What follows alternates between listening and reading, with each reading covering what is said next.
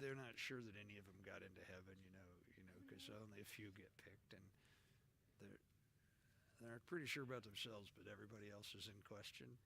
I'm well, they say I'm certain about thee and me, and I'm not so sure about thee. That's the that's the. It's not in the correct I'm shape. good. How are you? Let me fix your mic real quick. There's something up with. Don't know what it is. Why is it not higher? I think someone has been. That's better. I missed the little. People are coming back. Yeah, they are. You knew they There's a would. few people, yeah.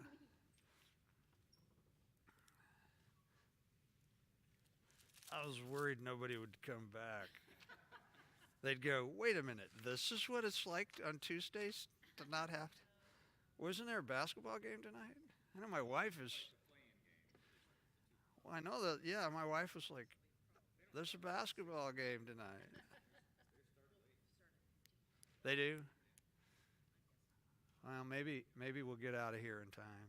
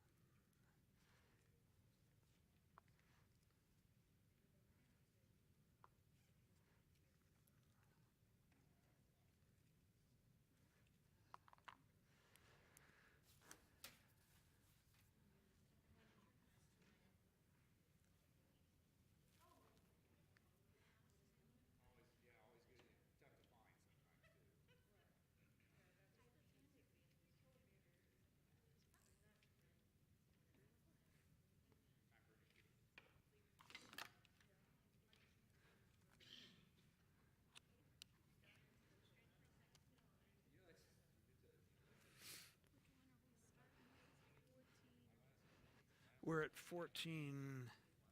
Okay, that's what I thought. Yeah, 1443. Okay. Yeah, I'm just taking up where I left off. I'll give us a little bit of background. I'll give us some. I'm way far ahead of this point in my prep, so I've been trying to figure out how many more classes there are in Mark, but I can't quite figure it out. I haven't been able to put it together, to like, well, we're gonna stop on this date, yeah. So I'll talk about that in a minute. When when it's time, we have 7 or 8 minutes.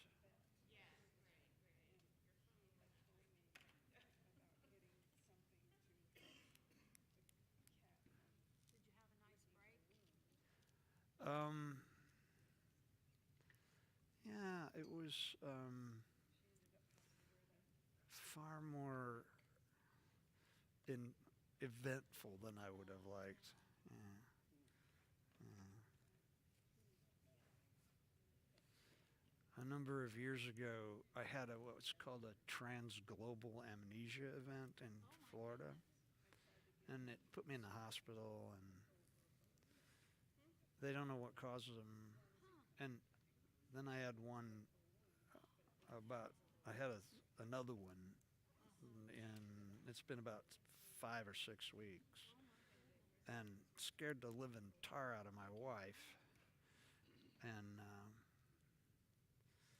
it's created a lot of dissonance because the doctors don't know what caused it, and they found out, or they told me that my blood pressure's been running 158 over 90 for 12 years, and that I'm so healthy that they didn't pay any attention to it. So now I have to pay attention to it. And so I'd never thought about it, and now I'm thinking about it all the time. So, yeah, it goes. But it doesn't affect me in any way. My heart rate is under 50. Well, because I'm in really good shape. Well, yeah. That's why you're So I've been riding my bike like crazy. And so, and it put the fear of widowhood in my life. So, yeah, we had, since we met, we've had 3 friends my age or younger die in their sleep. Oh, yikes. Yeah. Yeah. And they won't go to bed and just Yeah. don't wake up. Yeah. And yeah. And so it's all it's all sort of like Oh, I can imagine. making Probably not sleeping just looking at you. well it's all right. I mean, Yeah, I was but at it's the scary. funerals. The preachers are all saying, "Well, his time was," Yeah. it's like, fortunately, I didn't do those funerals. Like, there's one coming up that I am doing, Oh, wow. and but the family put it off for a while. Wow. But it was a 40-year-old mom of 5 girls under 15. Is that who Marin was talking about? Steph, yeah.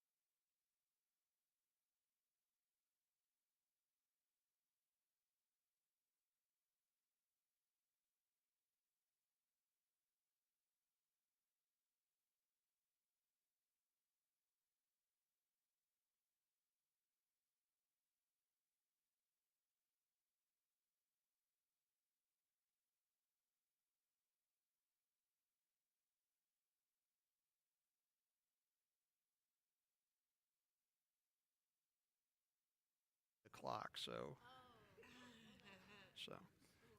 Am I working? Can you hear me?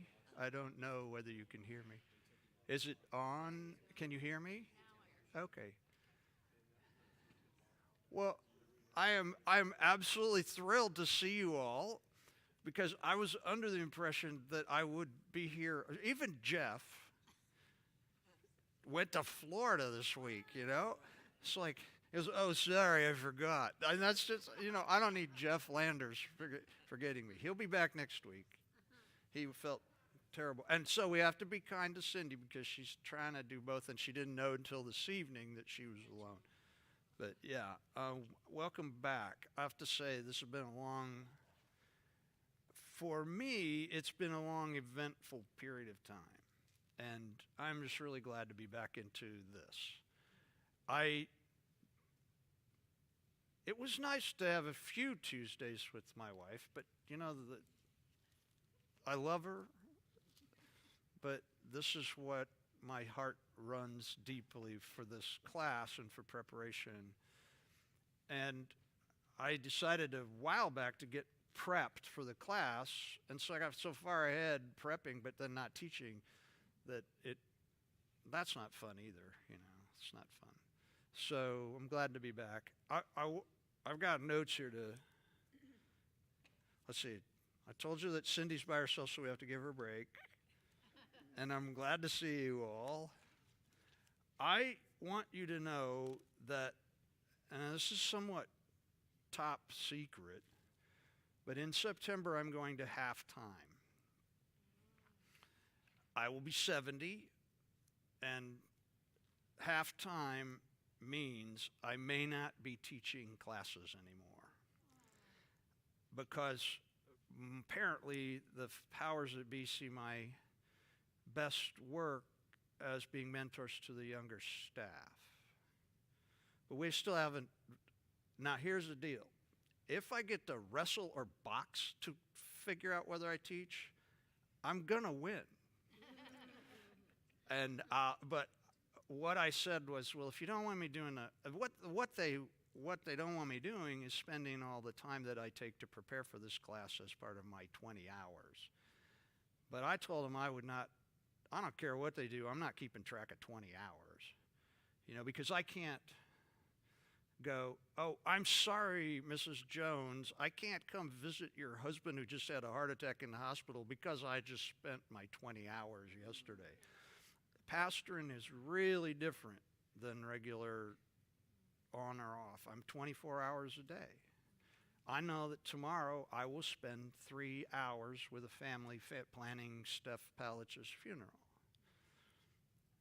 And I'll spend probably 7 or 8 hours preparing the funeral for her. And then if I come to church, I'm already up to 15 hours, and I can't keep track of that. So we got to figure it out. The good news is they want me here.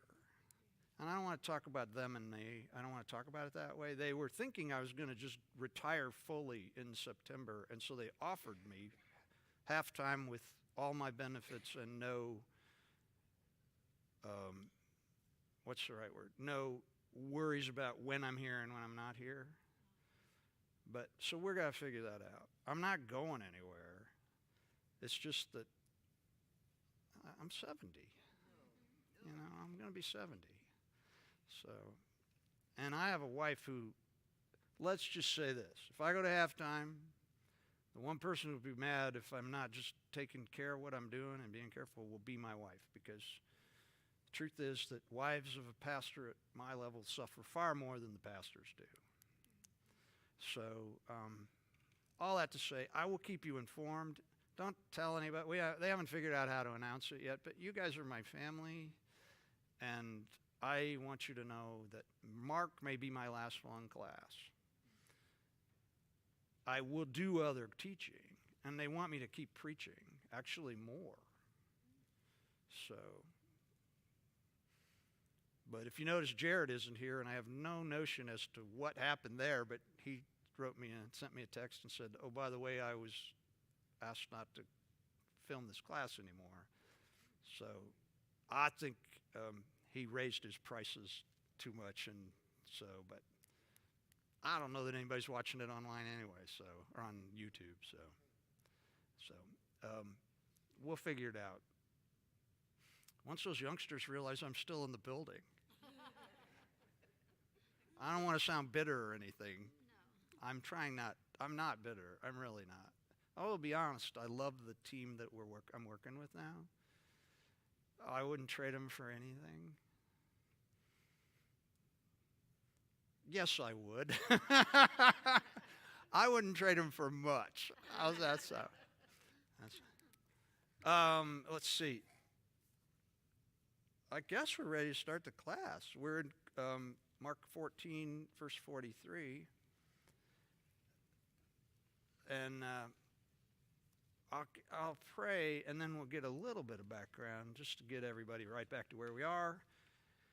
And then we'll get into it. I have so many notes we could stay till, I had to purposefully leave half of them at home just so that I wouldn't be tempted. So what I don't want to do is overwhelm you with way too much. So I'd rather go less and have you wanting more than the other. So let me pray for us. Father, I am so thankful to be here. I'm so thankful for your love for us and for the power of your word, the opportunity that we have to hear from you, and particularly in the subject matter that we're talking about,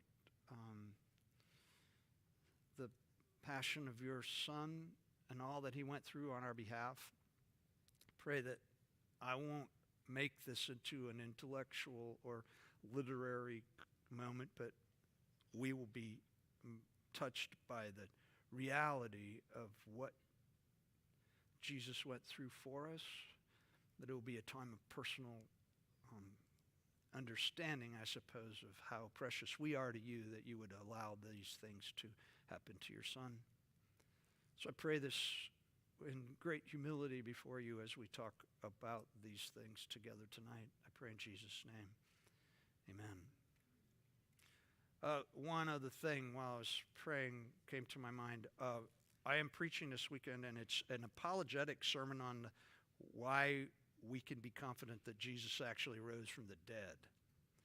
I am not generally an apologist, but I'm to tell everybody why we know he died, how we know he was buried, how we can be confident, and how we can be certain that something happened other than that Jesus was eaten by dogs when he rotted off the cross.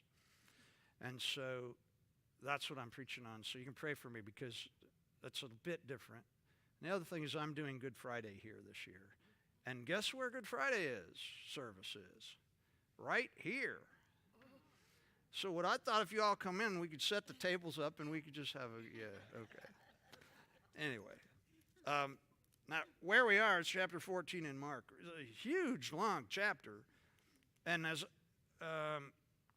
I mentioned in the prayer, that section is called the Passion. And I just want to remind us all that term, the Passion, is from the Latin, though it's pator passusum, is where the Latin comes from, and it means to suffer or to endure. And so when you hear people say that this is the passion of the Christ, what we're talking about is the period of time right before Jesus dies. It's a very short period in his life where he goes through so much suffering. And I think passion is, because we don't use that word to mean that in any manner, we lose the power of what it meant initially, and that is that we're talking about the suffering of Jesus. What he endured is what it really means, to put up with that which is very difficult. That's what that is. And so that's what we're talking about right in the big. It really starts with the Last Supper, when he prophesies of his betrayal and Peter's denial. And then we start to see it and we've talked about all these things already, and then we start to see it in the prayer in the Garden of Gethsemane. And then he has just said, last time we met, we ended with Jesus saying, "Get up, rise up, everybody, and go, because my betrayer is coming." Mark has not named Judas as his betrayer. The other Gospels do, but Mark does not. Mark just says that Jesus knows who his betrayer was, and it goes on. We probably later, and we've talked about it before, about Judas's intentions and what it's all about. But it's, I have really been thinking about it because of Good Friday, though I'm not going to talk about this on Good Friday, about how easy it is to think of Judas as somebody who is not us. Does that make sense? He is just like evil to the core, and every painting of him, he's got this terrible look on his face, and there's a snake crawling around his neck, and all kinds of stuff like that. And these things are great for us to keep, so that we have this black and white picture of what happened to Jesus. But the truth is that his motivations were probably not that far from us in the way that we can be when we feel like we've been done badly and we want to get even. And so we'll talk more about that later, but I've been really thinking about it. Much of the passion, the difficulty of Jesus in this moment, even now as he's been done praying and that he wants this to be taken away from him, and everybody else is falling asleep on him, is part of the passion. The difficulty is the fact that Judas is doing this to him because he loved Judas.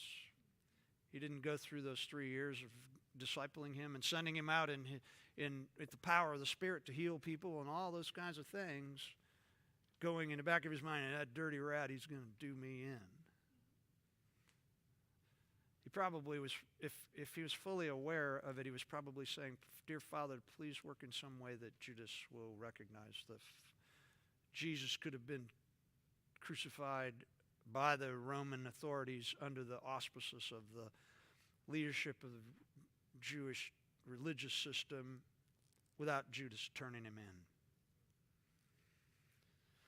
And so we'll talk more about that. But it's just been hard on my heart. Now where we are is verse 43.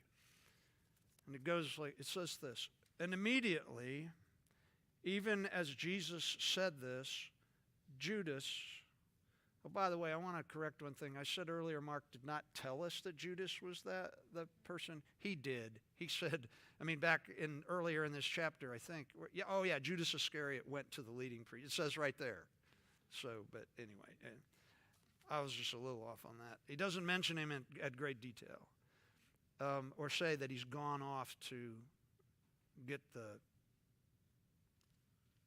this crowd. It says, "Immediately, even as Jesus said this, Judas, one of the 12 disciples, arrived with a crowd of men armed with swords and clubs.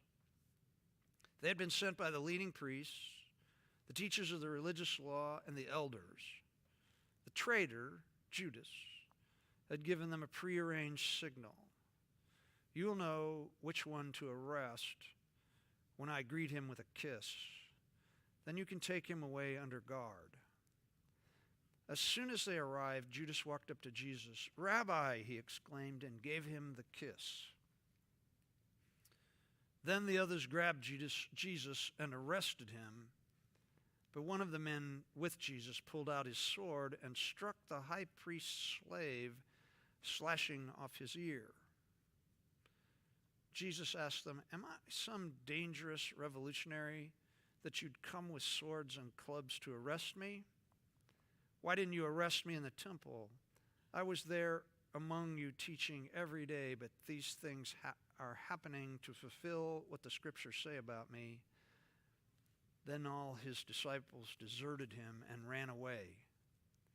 One young man following behind was clothed in a long linen shirt. When the mob tried to grab him, he slipped out of his shirt and ran away naked. Okay, now, Mark in the Greek has been really clear to make sure that every event is happening really fast. In fact, the first words in the Greek there are and immediately, and we've heard that before. And he comes, it's like boom. Let me get it exactly. Where's 43? And immediately. Yeah, that's it. It's the things are going really fast, but that's not enough for Mark to let you know how quickly things are developing. He says, and immediately, while he was still speaking. And what was Jesus speaking? He was saying, let's get up and go. So this stuff is happening really fast. And Mark wants to push this because he wants us to feel remember, the disciples are what? Asleep. They're camping out in the Mount of Olives, on the Mount of Olives in the Garden of Gethsemane, along with probably hundreds and hundreds of other people, because it's really normal for people at Passover time to come into to Passover, to celebrate Passover, and have to sleep someplace in the vicinity of Jerusalem. And as I've said before, they widened out the district that is considered Jerusalem, and it took in the Mount of Olives, and it took in particularly this garden. And so there were probably people camping everywhere. Now it's cold. They're at 3,000 feet. It's early spring, and it's chilly, so most of them were probably wrapped up. I mean, they didn't have REI to go buy really beautiful tents or anything, but they're camping out, got their little fires going and all this stuff. But Mark wants us to recognize that this is going to be a really fast event that's going to catch everybody off guard. We have to remember that much of the responses of everybody in the picture, now Judas and his boys know what they're up to, and Jesus knows what's coming, but Jesus' disciples, they do not know what's coming, and they're making their decisions about what to do on the fly. I don't know if you've ever been in a situation where you're suddenly in a fight. Have you ever had that happen? You're in the wrong place at the wrong time and something's happening around you, and I've had it happen. It's not cool. And you've got to make a decision as your adrenaline's going and all that stuff, and this is what we have happening here. And then he says, even as Jesus said this, and then he says Judas. Now we've got Judas is here. I want to say one thing about the text from this point on. Mark has Peter as an eyewitness whose story he's retelling. He's retelling his story. But there are other aspects of this story that are secondhand. And you can kind of tell, if you do too much literary criticism on the text, that you could tell that some of it he's piecing together. And if you notice, there's no direct line narrative right straight through. He'll talk about this, and then he'll talk a bit about Peter, and then he goes back to the trial, and then he goes back to Peter, and and it's sort of a mixed up sort of thing. It's okay. It's just that unless Mark is that dude in the linen clothing who goes running naked, unless that's him, he's got to get all this from what? Other people. And Peter is not present at Jesus' trial. And so Mark has to get that message from somebody else. What happened there? Now, we could talk all night about, well, during those 40 days when Jesus was here, did he tell everybody what happened during the trial? Could it be that Jesus told Peter, and then Peter took what Jesus said and stuck it in his story? It's okay. We trust it. The other thing is this. We have 4 accounts of what we're talking about right now, and they are all what? Very different. They're all very different. That's okay for lots of reasons. It's hard to put together exactly what happened to Jesus on this evening, this night. To put it together logically from front to back, because we get different things. But again, that's okay, because nobody's messed with the text. That's what that means. Nobody's changed them so they all read the same. That's great. But anyway, so here we go. Judas, one of the 12 disciples. Now, the reason that Mark reminds us that Judas is one of the 12, first off, until Judas betrayed Jesus, Judas was one of the 5 most popular names in all of Israel of Jews, okay? It's like 20% of the Jews were named Judas. It's Jude. In fact, Jude, the book, the guy's name was Judas. But they shortened it to Jude, because they didn't want to say Judas. There are lots of Judases, lots of Jesuses, and lots of Judases. But anyway, he says one of the 12. The reason he repeats one of the 12 is because it heightens the depth of this betrayal. By virtue of saying that he's one of the 12, it's not just somebody who's been around Jesus. It's somebody who's been with Jesus for 3 years. It's somebody who's walked with him, seen all of his miracles, heard all of his teaching, been sent out as a primary representative of the message of Jesus, who is known to be an insider. This makes it more terrible. This is a completely stupid thing that I'm about to tell you, but I just saw an interview with Burt Bacharach. Now, Burt Bacharach, if you know who he is, young folk, wrote tons of songs with a guy named Hal David. It used to be Bacharach and David. Well, they spent more years fighting against each other in court than they spent writing songs together.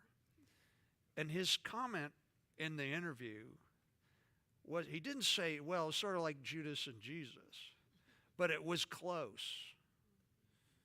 You know, I'd known him for a long time. We had suffered together for years, and then we became famous, and then he turned on me in the courts. That's essentially what he said. I don't know anything about this. I do know what it is to have people who say to me one day that we love you and will be with you forever and we're going to do this, and then I get the credit for making a decision, and then those people refuse to have anything to do with me. I know all about that, times about 8,000. Enough said. I'm not Jesus, but I know a little bit about that. But it says he arrived, or he came, coming to him with a crowd. Now there's a lot of conjecture about Mark's use of the word oxlos, the Greek word for crowd. It's a word that means a lot of people. A lot of people. It's usually the word that's used for when Jesus is speaking to a great big group of folk. Up to this point in the book of Mark, Mark only uses this term to talk about a group of people who are favorable to Jesus. Now, in the other Gospels, we're never quite sure, but in Mark, up to here, the crowd tends to be trustworthy. In the other Gospels, it's never trustworthy. You don't know what they're going to do. Here's the deal. I just want to say that his use of crowd makes it sound like it's a massive amount of people with tons of people with torches and things like that.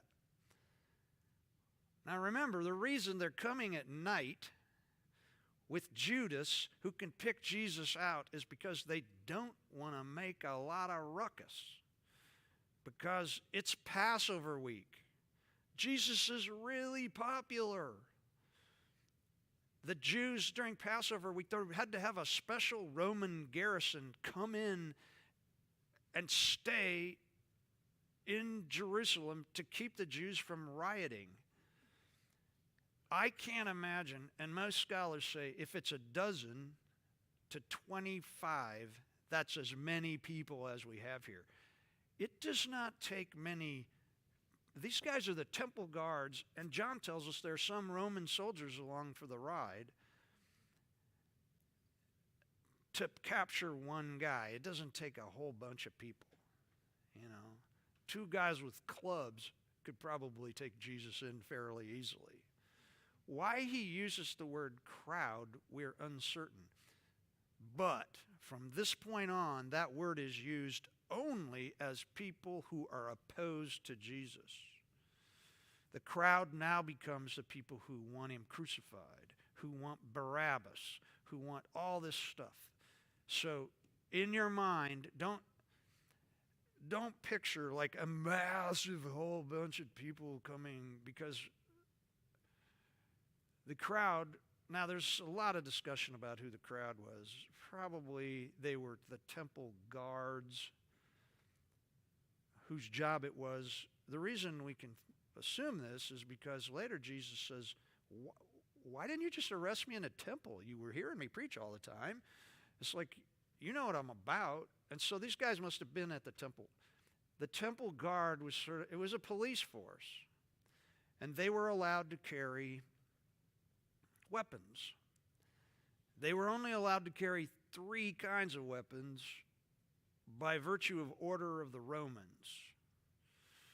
They were when it says a crowd that came and they had swords and clubs. The swords are really small shafted knives, little knives like that.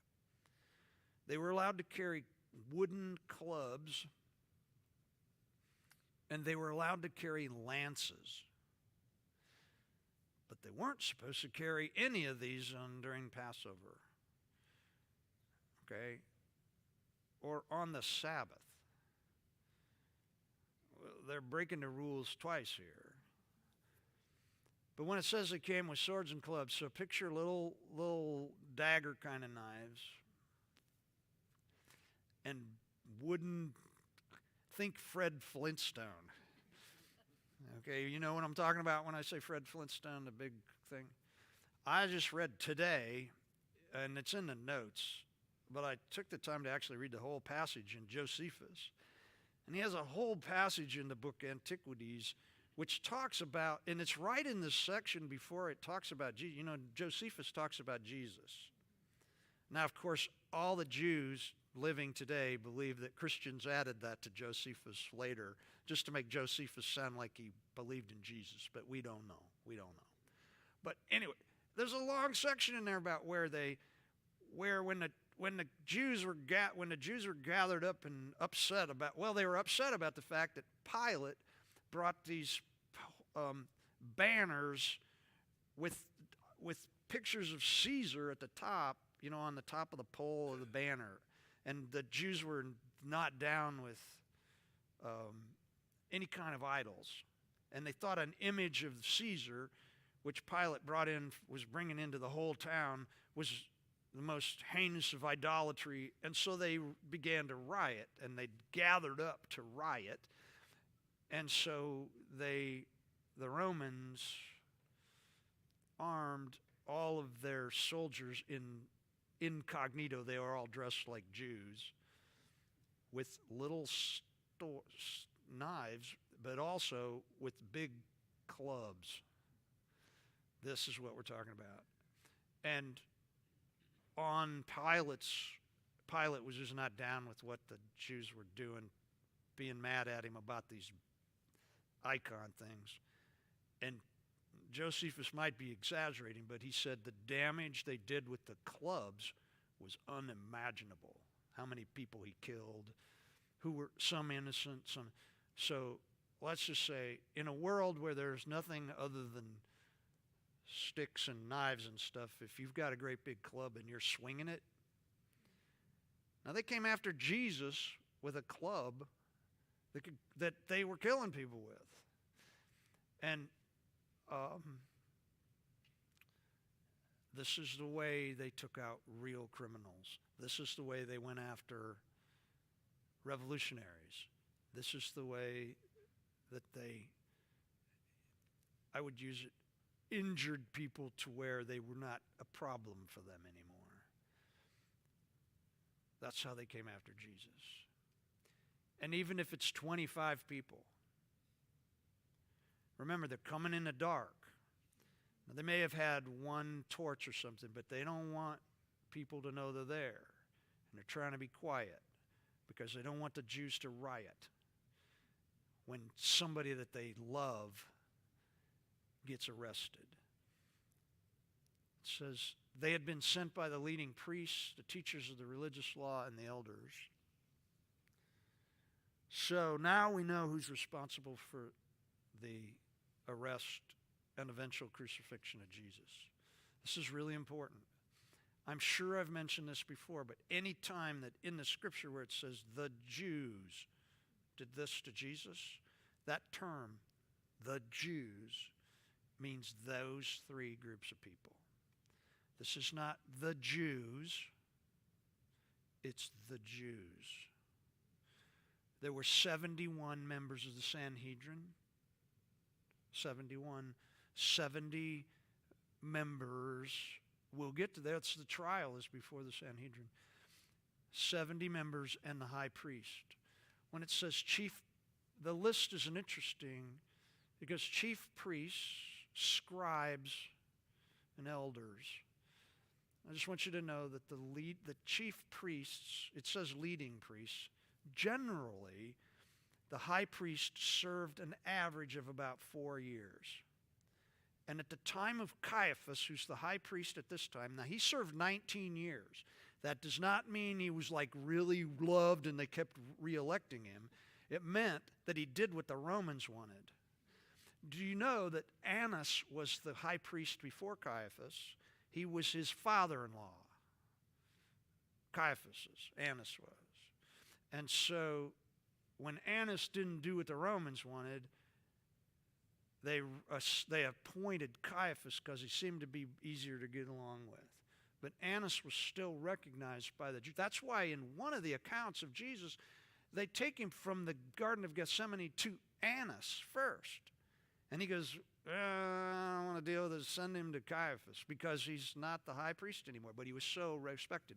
When it says chief priests, plural, they think there could have been as many as 6 former chief priests alive at the time of Jesus' arrest. And they all were in favor of what? Pretty much. Getting rid of Jesus. Because why? Because he was going to cause trouble with the Romans, and we don't need any trouble with the Romans. We can't keep our power if the system falls down because they're going to blame us. Chief priests. And it says teachers of the religious law. That's really the scribes. And they were the lawyers. They were the people who not only copied the text, but interpreted it. And they were people who tended, unlike the chief priests were all Sadducees, by the way. I didn't say that, did I? But they were all Sadducees because they had to be members of one of 7 families who were rich, powerful. And then it says the elders. Now, when we think of elders in the ancient world, we tend to think of people who are like the older, wiser people. You know, this is like the gathering of the wise ones.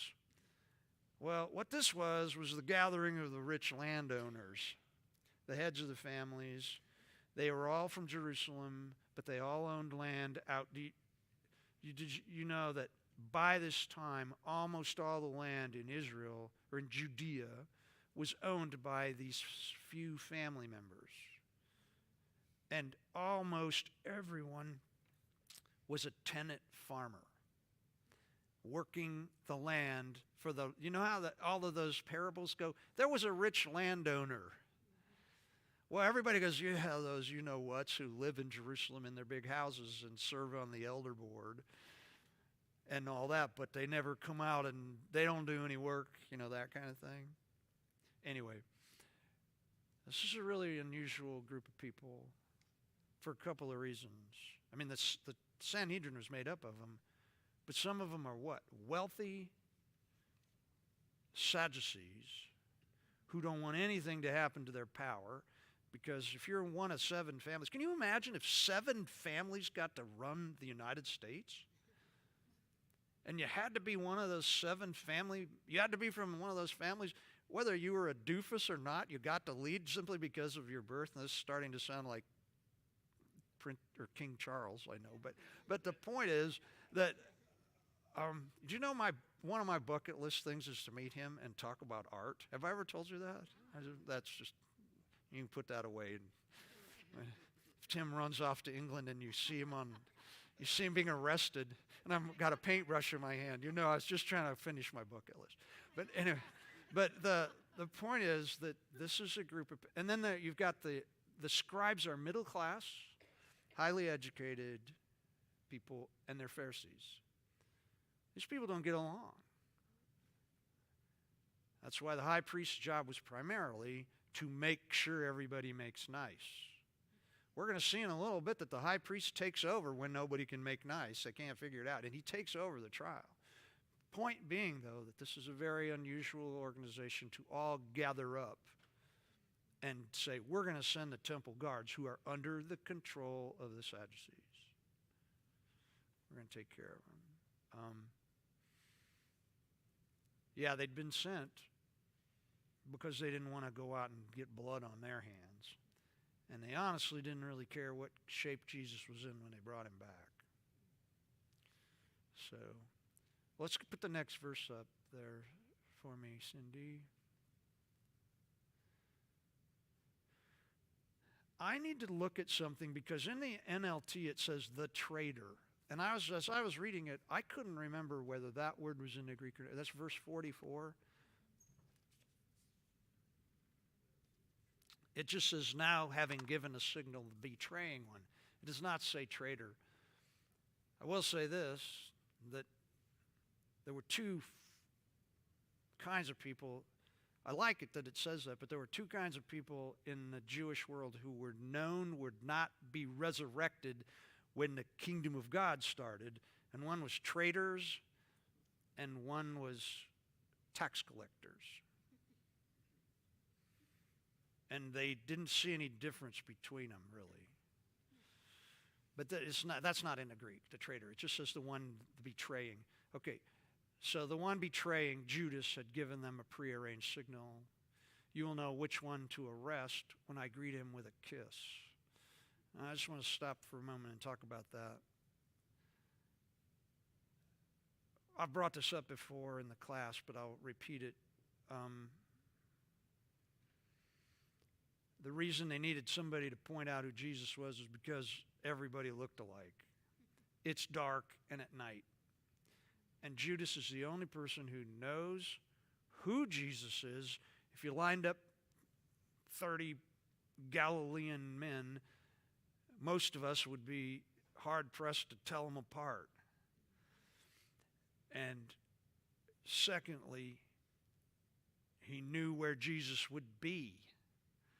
He knew that Jesus frequently went to the Garden of Gethsemane on the Mount of Olives as a normal thing. So he knew where on that massive place where he would be. And third, nobody would have suspected him of anything when he came up to Jesus because he was what? One of the 12. So Judas had an in that nobody else had. Can you imagine? I think I've brought this up before, but it would have probably been one of those I am Spartacus moments if that crowd had come up and one of the temple guards said, "Which one of you is Jesus?" Well, at that moment, every one of them would have said, "I am Jesus. I am Jesus. I am Jesus," because who's going to know who Jesus is? And they're not going to say, "Okay, here's a glass of water. Turn this thing into wine. We'll figure out who you are." It wouldn't have been like that. They would, and it's just a matter of, the other thing is, remember, they're from Galilee. No pictures, no nothing. And they only come to Jerusalem once or twice a year with thousands of other people. And Jesus did not overdo it by wearing fancy clothes. I know that every picture we ever see, he's the one wearing the white robe. Take that out of your mind. I mean, they do that in paintings so we'll know which one is Jesus. But that's not true. He doesn't have a halo. He just looked like a rough old Galilean. Oh, wait, there he is. Oh, there's the kiss. Oh, he's wearing a red robe in that. I can't imagine Jesus wore a red robe. I'm sure he wore a...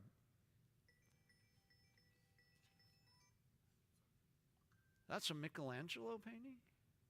I bet it's cool.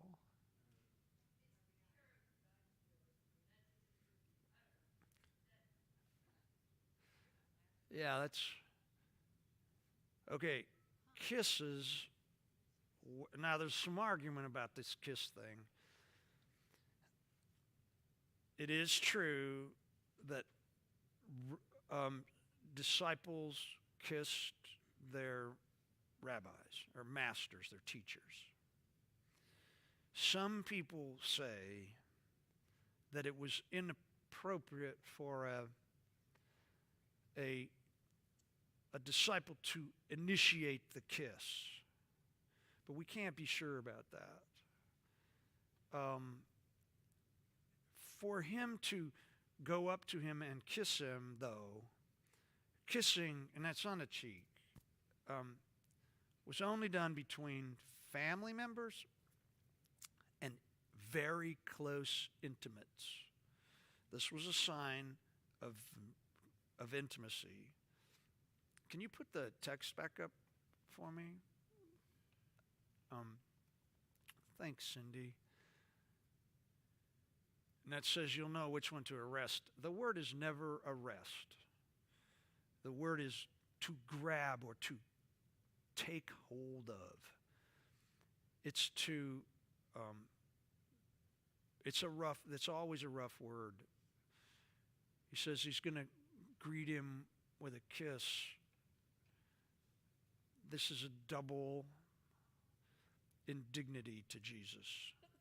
To use the one sign that they had, like they didn't do high fives or, they didn't have handshakes or stuff like that they did to show that they were like really friends.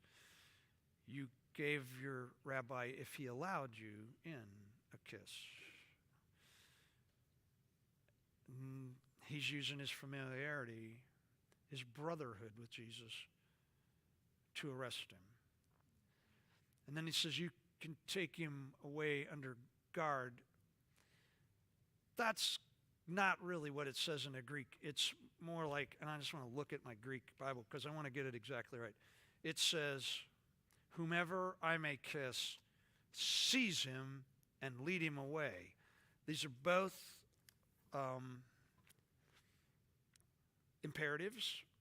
He told them, when I kiss him, you do this.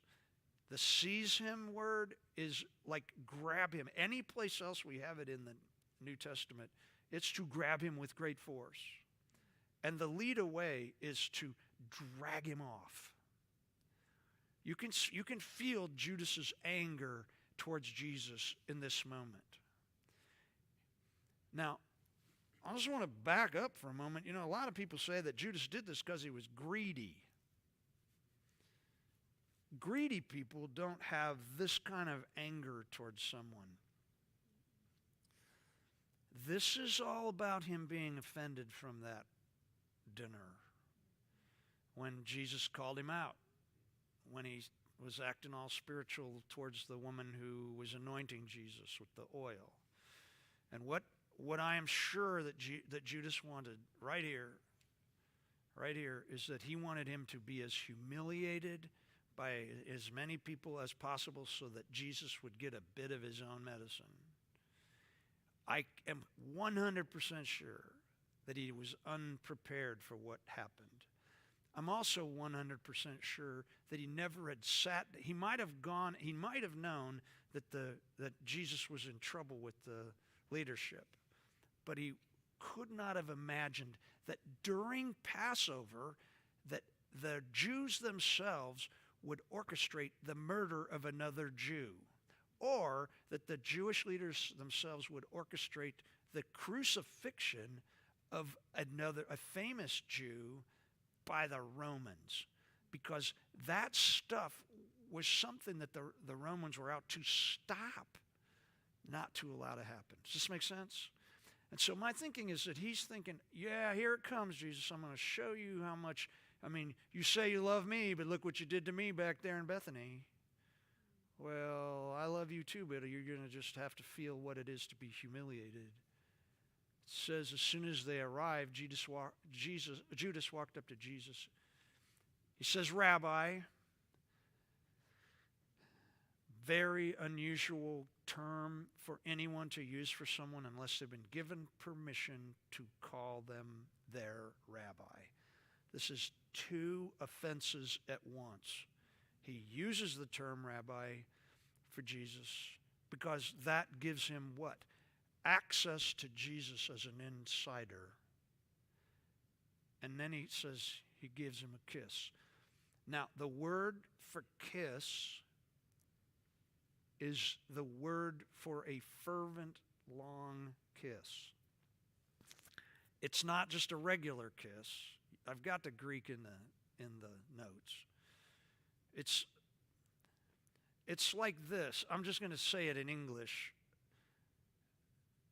If I said, let me get it right word, a mucho kiss. Does that make sense? Like a long kiss. Nobody believes that Judas gave him a really long. Sometimes they'll say a fervent kiss because they want to do something with that word. They want to do something with it. I think Mark used the word just because it was such an offensive kiss. Judas did not need to linger for a long time at Jesus' cheek because he just needed to kiss one guy. Remember, it's dark. They've got maybe a torch.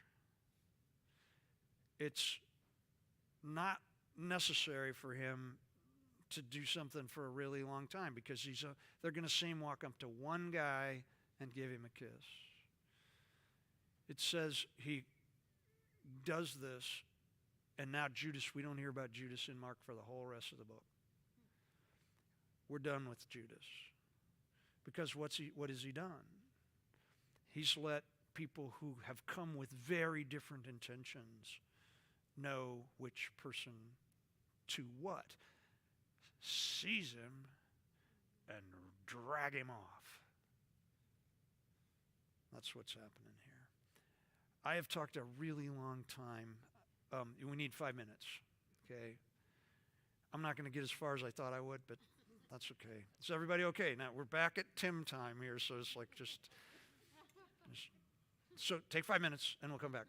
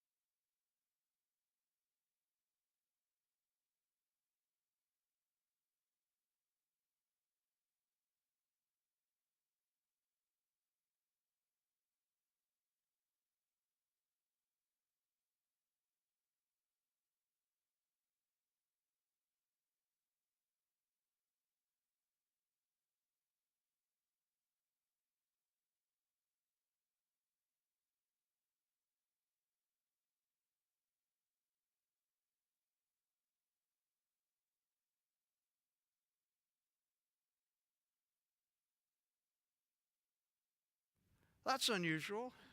That's, you know, I used to say that at my classes we could do anything in my class but have community, like no socializing. That was to make everybody, because I knew you would all talk to each other if I said you couldn't do it.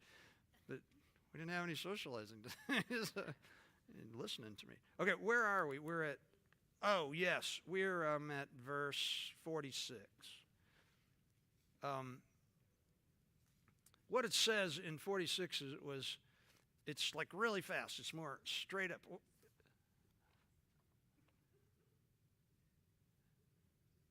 Oh, that's the verse before. That's 45. Yeah, that's better. Yeah, that's good. Can I just say something about Greek? I'm really glad I know it because I've been listening to other preachers. I'm not necessarily talking about the ones here, but it might be. When a pastor says, they look it up in a dictionary and they get the meaning of the word, that's okay. But it's really different when you know that you can parse it out and when you know how the context works and you're not just looking up a word. And there's a thing called what is called the illegitimate totality transfer. And that is a thing in Greek where you look up a word in the, like Strong's, which nobody should use Strong's anymore because it's a couple of 100 years old and it's like not, it's fine, but it's not good. But you look it up and you see all these words that the word could mean, and then you pick one that feels like it's going to help you in what you're trying to say. And that's called an illegitimate totality transfer, that you can transfer every meaning of a word into any text. And much of Greek study is knowing how the words are contextually used with the grammar and word order and those things. And just looking up a word in a Greek English dictionary is not the same. And I've noticed this because seminaries are not making people take Greek and Hebrew because they don't want to take Greek and Hebrew anymore. They don't want to do the work because they say there are too many tools. You see what I mean? But it's a little bit like all of your conversations with somebody from another country are just whatever the app says. You don't really know. And so it's just an interesting thing that I'm noticing out there. I'm noticing it a lot with younger pastors because they don't have to take Greek or Hebrew. And I think it's a shame. There's a guy at our church named Brad Miller. I don't know if any of you know who Brad Miller is. Young guy, it's about 33. That guy and Steve Perkins, do any of you know Steve Perkins? We got two guys who are laymen in the church who are geniuses at Greek. And I bounce stuff off of them all the time. And for me, when we're talking about a second person, plural, dative, whatever, when we're talking like that, we're actually figuring something out so that you guys get the truth about it. Because who's going to argue with me when I say in the Greek it says?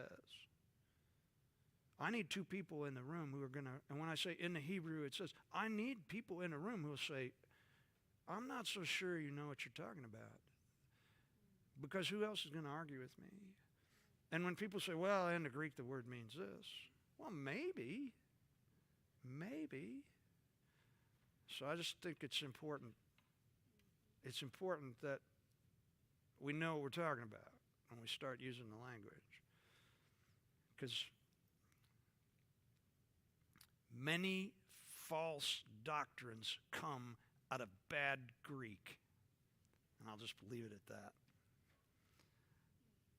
And that's one other thing is that people like to say stuff nobody's ever heard before. Like they want to say, well, in the Greek, because like Greek is supposed to be the magic key to get us to the underlying special mystical things about the Bible that nobody else knows. And then when you drop the Greek on people, they go, ooh. And if you've just picked something that makes the story different, then you're that much more of a spiritual genius. And I just am done with it. I'm going to be 70 soon, guys, later. Guys, my filter's leaving. Anyway, on we go. I'm so glad my wife isn't here. She would just have so much to say to me about me being, what on earth, Tim? Anyway, it says, then the others grabbed him and arrested him. It says actually that they seized him. It's the same word that's used where Judas says what they're supposed to do to him. They do what Judas said. And I just have to reiterate that these are really rough words.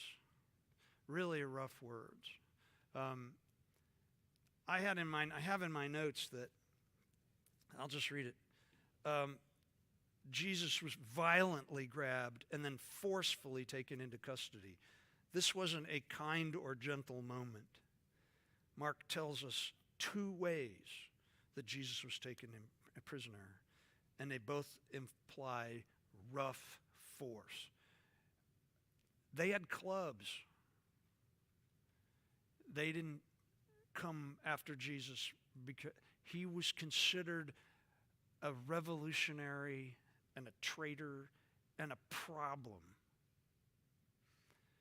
The history of messianic claimants who were a problem was that the Romans would kill them for one reason, because once somebody was killed, it was proof they were not the Messiah, because the Messiah was not supposed to die. And it immediately dispersed all of the followers. Now, there are a couple of occasions where the Romans would allow a messianic figure to gather at some place along the Jordan and bring all his people together, because then the Romans could surround them all and kill them all. But that's not what they're doing here. What they want to do is they want to rough Jesus up to a point where nobody believes that he's the Messiah. Okay? Anyway, and then it says Jesus, oh yeah, then they grab him. And then this next little bit is interesting. It says, but one of the men with Jesus pulled out his sword and struck the high priest's slave, slashing off his ear. Now, this is in all 4 Gospels. Different Gospels give us different facts about this moment. We are told by one of I think John, that this is Peter. Well, the reason that Mark doesn't tell us it's Peter is because Peter's been telling the story. And there's a little interesting, and here I go, in the Greek, there's a little thing that's gonna surprise you probably, because all of my life until I studied this carefully, I thought I saw a guy go, and the ear go, and then Jesus picks the ear up and he puts it on there and he says, put that away, and it heals it. This is a really funny scene in some Monty Python movie where he put it on backwards and then he had to turn around. Anyway. And it says the guy's name is Malchus. Okay, there's a lot from that. We don't get hardly any of that in this one. But one thing that we do get is that the word that's used for ear is the diminutive. And in the diminutive, it just means a little chunk. It's not the whole ear. It's just he sliced a piece out of his ear, okay? So clearly what one of these men, who happens to be Peter, did was he had one of, and we know about it because he talks about it earlier, and the word is for a little sword, a little knife blade, a little one, was that he did lunge out at the guy, and he was probably trying to really hurt him. And he was so bad at it that he just cut a hunk out of his ear. And the last thing that Peter wants is the world to know that in his one moment of bravery, he just completely messed up and just sort of sliced the guy's ear rather than cut his head off or stab.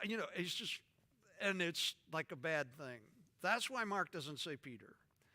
It's why John says Peter, because, they're always going like this at each other. They're just always bad. They're always bad-mouthing each other anytime they get an opportunity.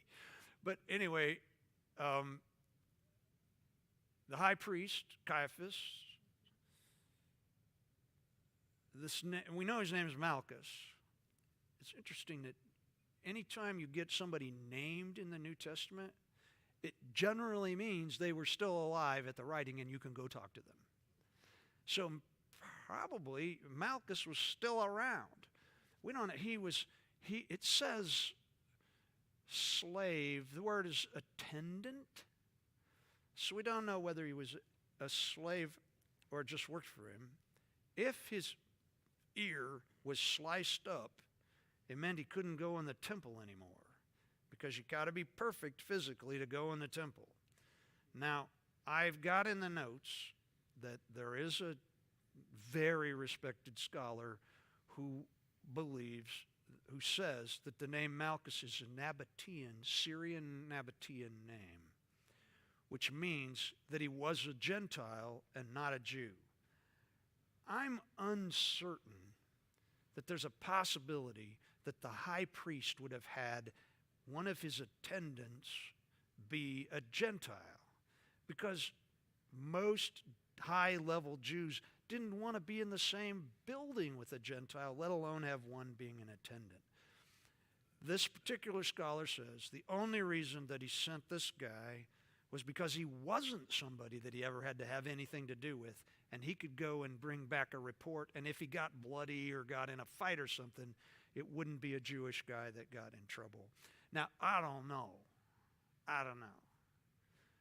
But what we do know is that there is one brief attempt on Peter. Peter said earlier, even if everybody else deserts you, I will not. And he's half true, telling the truth. We give him a lot of grief because I'll lock the door. Oh, you can close those doors. Yeah, you can close those doors. Thank you. He's running a machine. He's a good guy. I like him. What was I saying? What was I talking about?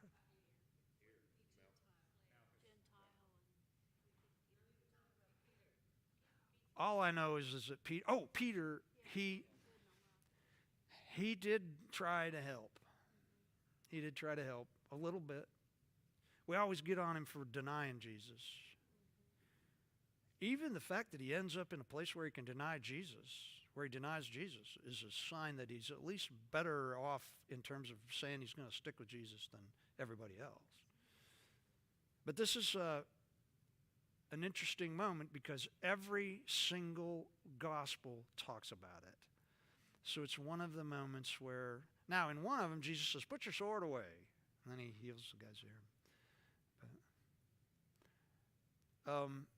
Of course, skeptics don't believe this at all. They don't believe that this happened.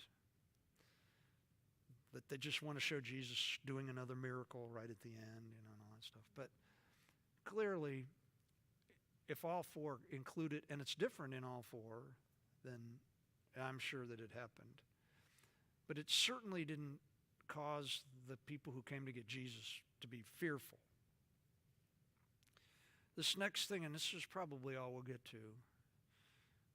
Is that okay? It says 7:09, so I keep thinking I've got another hour. And Jesus asked them, am I some dangerous revolutionary that you come with swords and clubs to arrest me? It's absolutely the truth. Let me look at the Greek. The NLT just takes all kinds of licenses in this passage.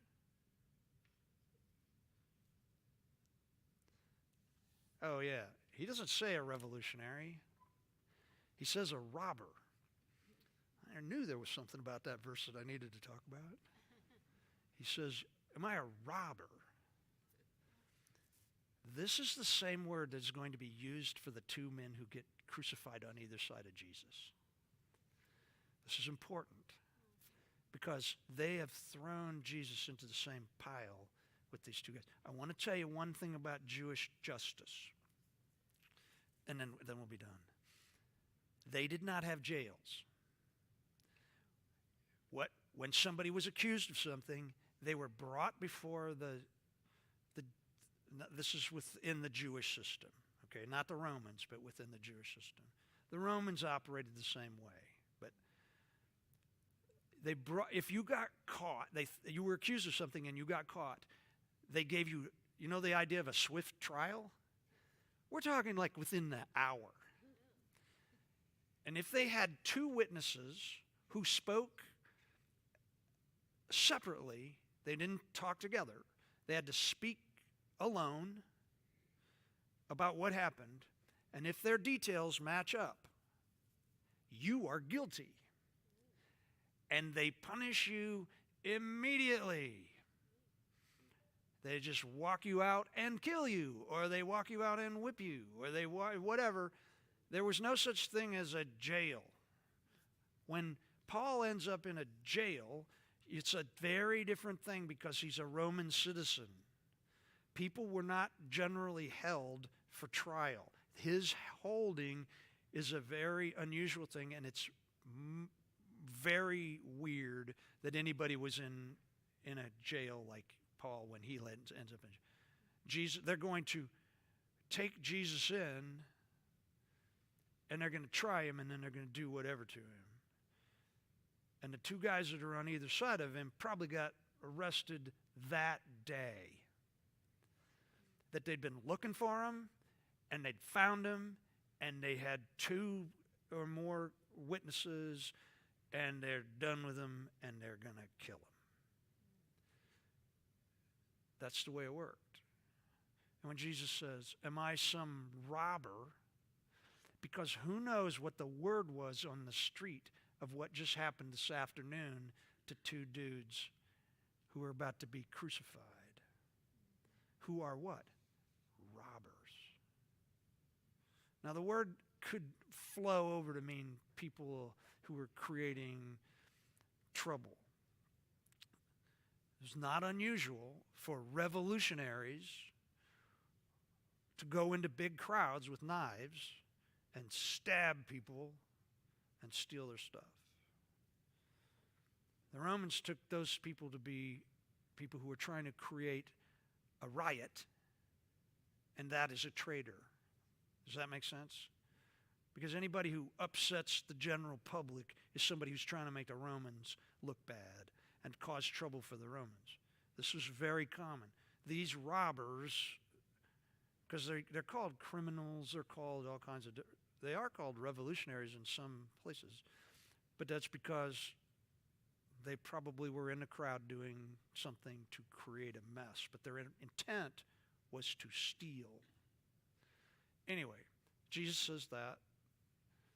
That's why they put in the NLT, dangerous revolutionary. Because if they said, am I a robber, that wouldn't have made any sense to us in the way that they thought about it. He said that you come with, and then he names again swords and clubs. Now, part of the reason I think that he throws in there the swords and clubs is this is Passover week. This is the big day. And everybody knows that this is a time of peace. And the temple guard has shown up with weapons that they are not supposed to be carrying on this day. And he goes, what's the deal? He's going to say more. We'll get to that next week. But this is as dry as this passage can seem, as I would say, and I mean it in this way, as little emotion as seems to be in the way that Mark describes this, because Mark is this way all the time. But we have to remember that Jesus has just been what? Betrayed to people who want to kill him by someone he has shown great love to, for whose feet he just washed.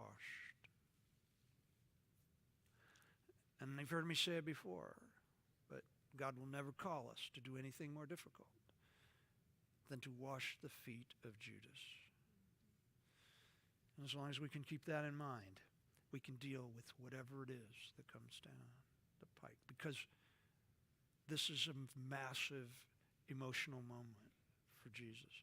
And he has already said, you will all what? Desert me. And a moment has come. The moment has come. It's great to be together. Next week we'll come right back in on verse 49. Is it 49? Yeah, we'll start at 49. And by then I'll have preached my apologetic sermon, and you'll hear me say, you know that a guy came up to me. I might have told you this, but I'm going to mention it in the sermon. A guy came up to me after an Easter sermon that I gave years ago, maybe 7 years ago. And he said, you don't believe that stuff about Jesus rising from the dead, do you? Everybody knows that his body rotted on a cross, and it was, when it slimed off, it was eaten by dogs. It's out there. So I said to him, let's get together and I will explain to you the truth. So anyway, hey, see you next week.